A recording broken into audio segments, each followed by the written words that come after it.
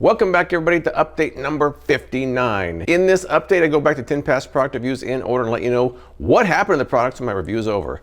Did I continue to use it, give it away, or did it end up in the boneyard? The products covered in this update are numbers 581 through 590. That's May through June of 2024. Without further delay, let's get right to update number 59.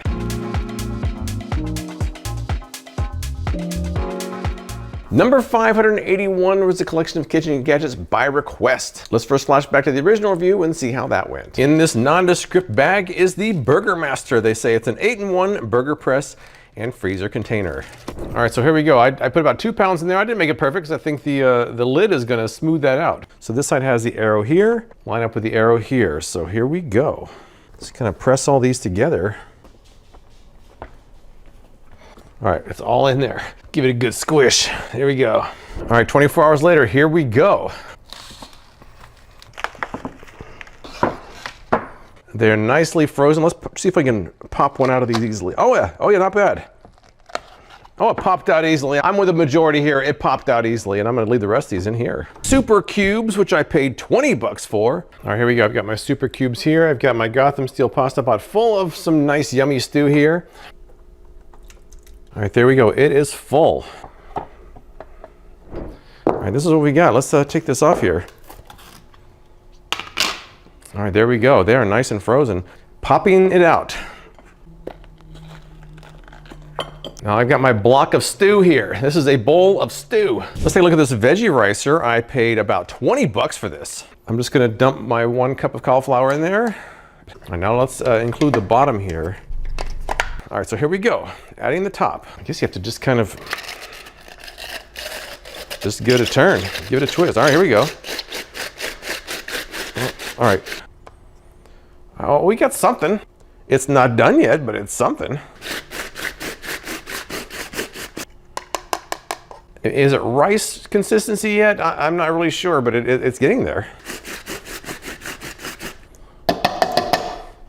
All right, honestly, it's not that bad. I mean, really, it's for some reason the comments were making it sound like it was a lot of work. I didn't think it was that much elbow grease to get that done. Maybe a little bit, but not a lot. Now, I can't really say I used the burger press really at all after my review is over. I did use the cauliflower ricer a few times, but the super cubes is the one that I've used the most, especially when I make a big old batch of stew. I can't say any of these got a lot of use, but some of them got some use.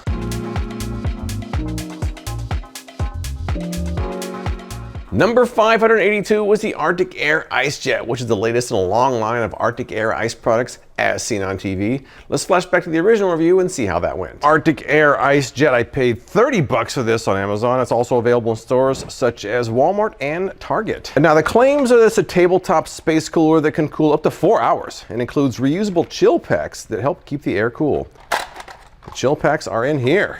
1, 2, 3. And there are what they call boost packets that I think are supposed to go in here before we put them in the freezer.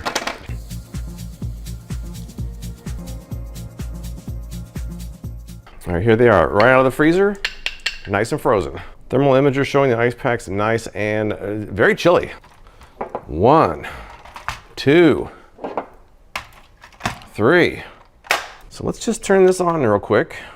And I'm gonna let it blow for a second and let the air kind of come off there, and we'll check the temperature. So while that's cooling off, let me pull over another of its brethren, the Arctic Air Pure Chill. Inserting the Arctic Air Pure Chill filter. All right, it's been a couple minutes now. Let's check the Arctic Air Pure Chill now with the wet filter. I'm getting a 64 in there, 61. Ice Jet still hanging in the low 50s. Putting my old school thermometers in front of each one.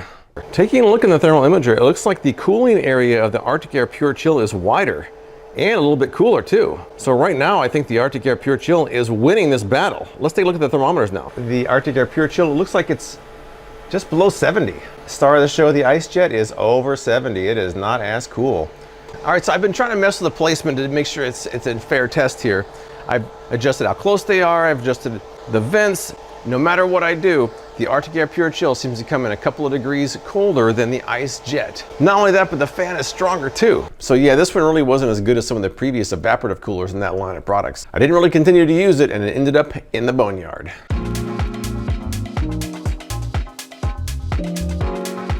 Number 583 was a collection of 3 products that look kind of weird but potentially useful at the same time. Let's go back to the original review and see what happened there. Let's take a look at this 2-in-1 cup. I paid $13.99 for this on Amazon. Side 1, can of soda. Side 2, plain old water. I will put the lid on here. I guess these have to be down before I can tighten that up. There we go.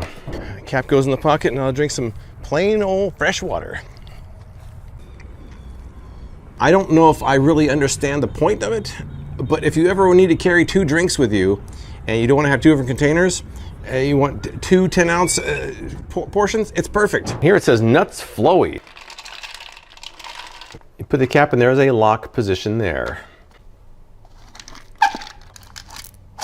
I only got 4 that time, come on. Only got 2 that time? Oh, it was feast or famine. I even either got a couple or an avalanche of them. These are reusable sticky notes. Oh, the pen feels nice. The pen feels very nice. Stick this. I have a wet rag here, let's see. It came right off, so that's good. They'd say that it's kind of like a whiteboard, and I guess in some sense it kind of is. I just remember they said that these don't smudge. Let's try that now. Not really, it's not really smudging. I feel like every test I've ever done with this fridge, nothing sticks to it, including this one. How about a cabinet? Oh, it sticks to the cabinet. It does work. So is Bailey. And finally, let's put it on the window here. It fell on Bailey. It fell on Bailey. Bailey, it fell. Now, I can't say I really found much use for the bottle or the dispenser, but I have continued to use the sticky notes. In fact, I've got one I put up a year ago, and let's see how that held up. Here we go. Look at this. It's been there since June 3rd of 2024. And it held up. So it passed that first test. Let's pull it off here. Will it re-stick? It seems to re-stick too. Let's see if this actually wipes off now. Or did the ink sit so long that it won't come off? Let's see. Oh yeah, came right off, came right off. I have to say that was a little bit anticlimactic after waiting for a year to do that. But on a good note, not only do I continue to use them, but obviously they still work after a year.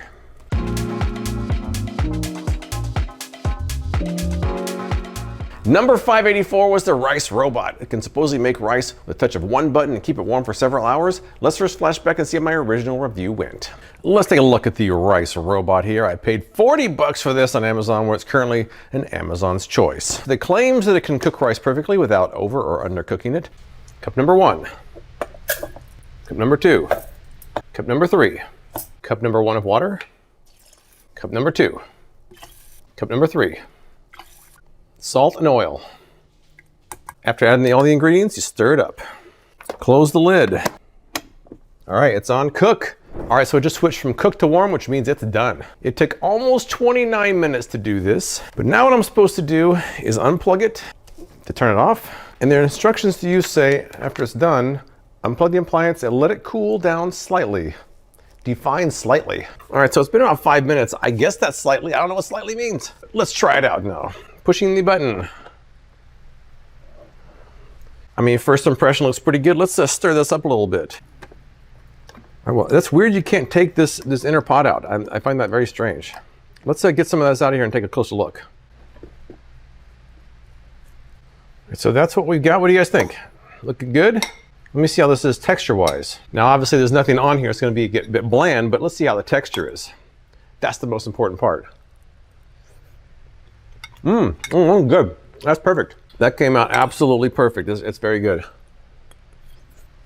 All right, I still use it. This is one I still use, actually. I even replaced my old rice cooker with this one, so this has been my go-to rice cooker. Now, I got to say, only a couple things really stand out to me. First of all, it's a bit of a pain to clean. There's some kind of nooks and crannies that are getting hard to clean off. This plate right here, I didn't realize at first that it comes out. It just pops out, so you can clean that separately. So originally I was wiping it down, it just comes out. I wouldn't say it really makes enough for a large family, but for a couple people, it actually works quite well.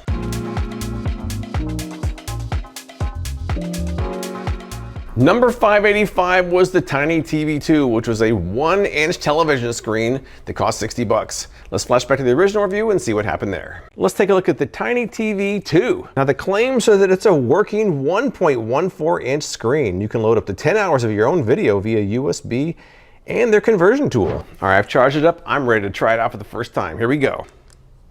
Oh, we have a nice little fireplace. It's pretty quiet. Let's try another channel here. I can turn the channel using this knob. Oh, when you change a channel, there's a little bit of static in between channels just to mimic an old school TV. That's kind of a cool touch. All right, this is a file that I put on there. This is a scene from the Boulder City Spring Jamboree. Let's change channels here. This is a video of Brandon and Bailey playing together. Now this is one of theirs. That's one of theirs. What's weird though is it just kind of started in the middle of the video. This is not the beginning of the video. And obviously there's no way to rewind it or fast forward. You just kind of watch it from wherever it decides to choose. It seemed to almost pick a random spot. That's kind of odd. Oh, it works. It works. It actually works. Here's some home movies I shot in Hawaii in 1986 after I graduated from high school. Hopefully my friends don't mind me showing this. Maybe they don't watch these videos. What I wanted to do was I wanted to use something from my phone, something I had posted on YouTube, and something I had converted from my VHS, so all those formats seem to work pretty well. It is a trip watching my old home movies on a 1-inch screen. But the 1-inch screen does look pretty good. All right, so after a year, I can say I've looked at it every single day, but I haven't used it once. In other words, it's been a display piece for me. Let's check it out. There it is. It's been here for a year now. Pretty much untouched for the last year, but it does look nice. It's been sitting there for a year. I wonder if it will still turn on. Will it still hold a charge after a year? Let's see. Oh, it does. It still works. It held a charge after an entire year, so that's kind of cool. Good to know.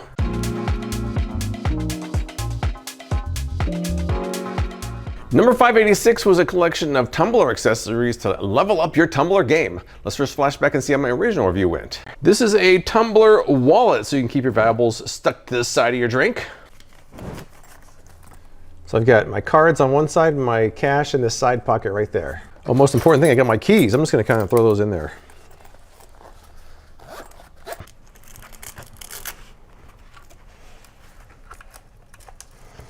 All right, when it's full, it's kind of fat. It doesn't look so sleek like in their pictures. Maybe if I take my keys out. I'll take the keys out and try the phone in there.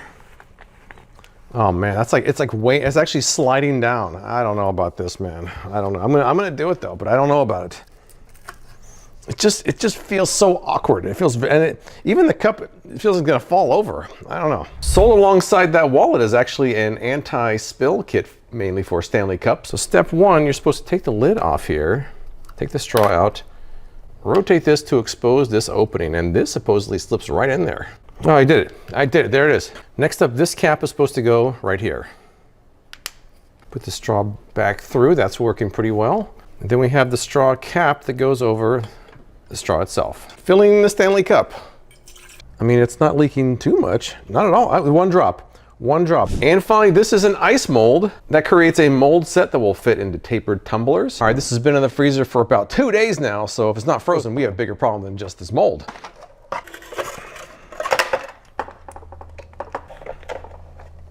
Oh, it worked.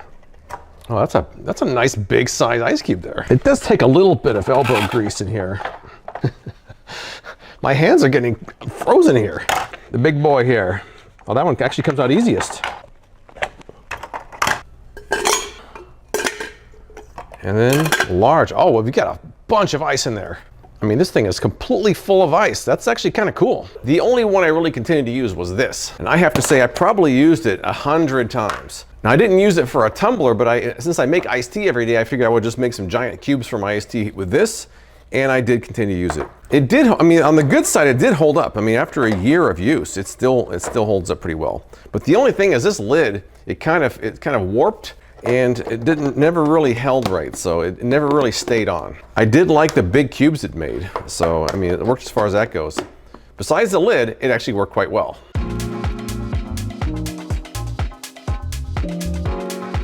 Number 587 was a $100 smart toaster. Let's flash back and see how my original review went. Here it is. Let's crack this thing open and see what's inside. The claims are that you'll get perfect toast at your fingertips. 7 browning levels, the countdown timer, start, cancel, and add time. You can add, I believe, 15 seconds if you want to continue toasting your bread. Placing it in the unit itself. I guess I should probably turn this on. We're going to select white bread, and we're going to go level 1. That's all we have to do. Start button, there it goes. 3, 2, 1, and... All right, well, as expected, it's pretty much just white bread that's a little bit toasted feeling, but both sides feel pretty even. Let's see this side here.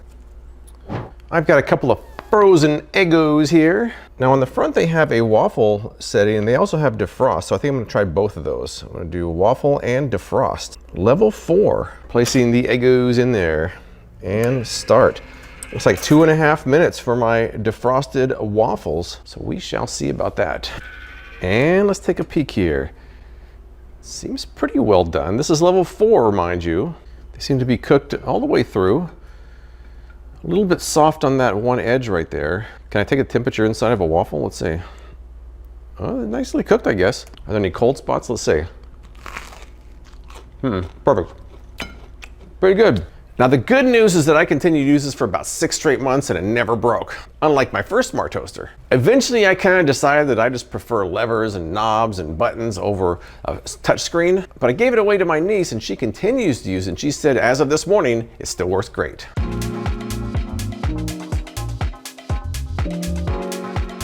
Number 588 was a special umbrella with a built-in fan and misting function. Let's see how my original review went. It's the Breeze Life umbrella and I paid 65 bucks for this. The claims are that it provides sun protection with the addition of a fan and mist sprayer that attaches back here. Some people say that opening an umbrella indoors is bad luck. I don't believe in bad luck. I'll do it anyways. You see, there's the fan. There it is. They say to insert the tube into the bottle. So let me put this back up here. They said to press this large black button for the mister. Oh wow. So right there, that's where the water comes out at when you squeeze that button. And then the fan just kind of blows it down at you. The first thing I'm noticing is that there really is no light coming through here whatsoever. So it's certainly keeping the sun off, which is kind of nice. When I hold it pretty close to my head, it's right there. It's like a few inches from my head. I kind of definitely feel it. Let me press the button here. Get some mist. It looks like there's mist on both sides. I only saw it on one side indoors, but I have better light out here. Let me try it.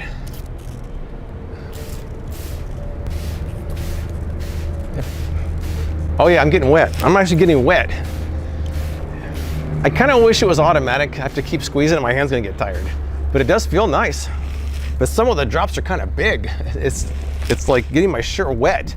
So when you hit the button, you can see that it actually sprays onto the top of the umbrella, and then it just kind of bounces off that and disperses when it hits that net.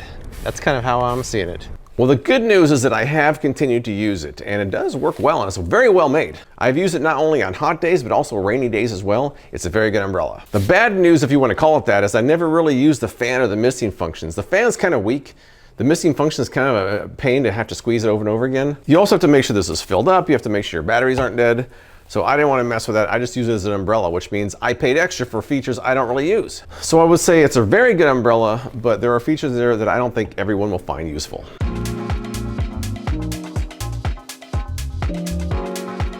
Number 589 was a couple of as seen on TV products I found at Walmart. Let's flash back to the original review and see what happened there. Let's take a look at the Cool 360. I paid about 10 bucks for this. All right, it's been 30 minutes and I've just pulled it out of the fridge. Let's take a quick look. It looks like the coldest areas are in the low 50s. So up until the 10-minute mark of my walk, I was thinking, this feels pretty nice. It's nice and cold, comfortably cold. At the 10-minute mark, it started feeling not so cold anymore. Cool, but not cold. By the 15-minute mark, it was basically, there was no coldness whatsoever. And by the 20-minute mark, which is what it is right now, it actually felt to the point where it's kind of warm and sticky around my neck, so it's actually a detriment to wear. My first impression out of the freezer is, whereas yesterday it was pleasantly cold out of the fridge, this is almost painfully cold out of the freezer. It's kind of uncomfortably cold around my neck. Interestingly, around the 5-minute mark, it went from painfully cold to just cold, which is comfortably cold now. Let's take a look at the Mr. Beast Feastables lunchbox. All right, so we've got our sandwich in there. I might have a little bit of room for something else in there now that I've cut the sandwich in half. How about some a package of crackers, that works. Probably want to have something like applesauce. Now I need a spoon for that. Can I fit a spoon in there? The spoon's really only going to go in this compartment. Can I squeeze it in there? Yes, I can. Going to go straight in there. That's kind of a lot. I got some like fake Oreos I got at the dollar store. It's not too bad. If you don't mind losing the space for the drink, it's not terrible. But let's close this up now. It is closing. Let's see. Okay. All right, there's no peanuts out of the compartment. In fact, let me try one more time without this holding them in place. Peanuts did not drift to a different compartment, so I think that that seal did hold. Now, I've got to say, I didn't really use either one of these products. The Mr. Beast lunchbox, I believe I gave it away, and the Cool 360 I left in my freezer for months, and after never using it, it ended up in the boneyard. They were fun to try, but I did not keep using them.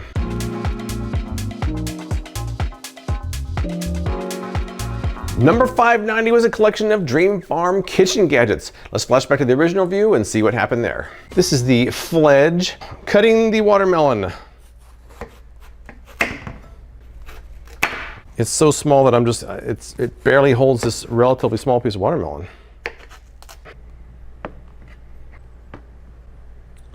So now we've got our nice display of cheese, but we want to make it into a tray. Let's do that. And now it is ready to serve. That's kind of nice. I kind of like that. This is the core peel. I paid $12.95 for this. Oh, wow. Whoa, whoa, wait a second. That was very fast. Look at that. Oh, wow, this is very quick. Very quick. I'm speeding through this corn. It's very quick. We have a naked ear of corn and all this glorious corn that needs to be broken up down here. These are the lock horns. I paid $14.95 for a set of 4. Placing the prongs in the corn. And now for the magic, which is this lever right here. All right, it didn't seem like much really happened. Let's see. Oh yeah, that's pretty good. That is holding it in place. That's just one of them. I mean, that is not going anywhere. Look at this. Let's try the second one now here.